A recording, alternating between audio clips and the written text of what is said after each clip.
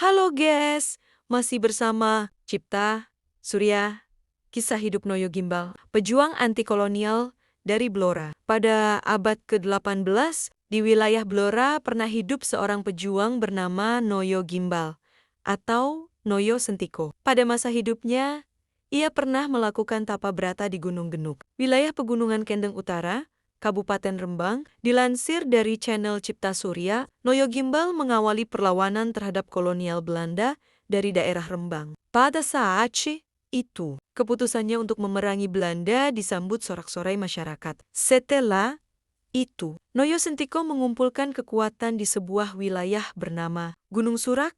Pasukannya terdiri dari para berandal Sedan dan Pamotan dalam sebuah perang melawan tentara Belanda. Mereka terjebak di tanah lapang daerah Tireman, Rembang. Pusakanya yang berwujud payung terbakar menjadi abu karena terkena meriam Belanda.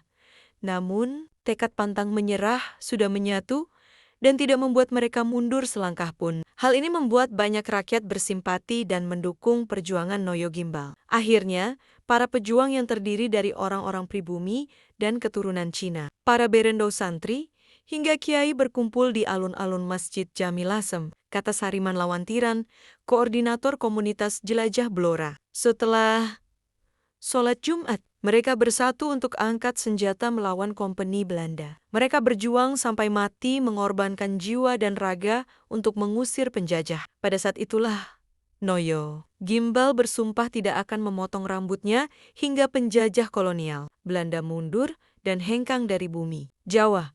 Karena lama bergerilya di gunung, hutan, desa, hingga kota, rambutnya terurai panjang. Hal inilah yang membuatnya mendapat julukan Gimbal Ji. Nama belakangnya Emigi Muaujaji, tokoh masyarakat dan sesepuh desa Bangsri, Jepon, Blora, menjelaskan di kemudian hari perjalanan gerilya Noyo Gimbal sampai di desa Bangsri. Di sana, terjadi perang terbuka antara para pejuang pimpinan Noyo Gimbal dengan kompeni Belanda. Bersama antek-anteknya pada perang itu, banyak musuh yang terbunuh sehingga rambutnya yang terurai panjang bercampur dengan darah. Dari perjalanan gerilya tersebut, muncullah nama-nama desa seperti Desa Ngerapah, Jize, Inglorong, Desa Sitinggil, Desa Semampir, Desa Kemiri, Desa Sambeng, dan Desa Besah. Karena perlawanan itu cukup masif,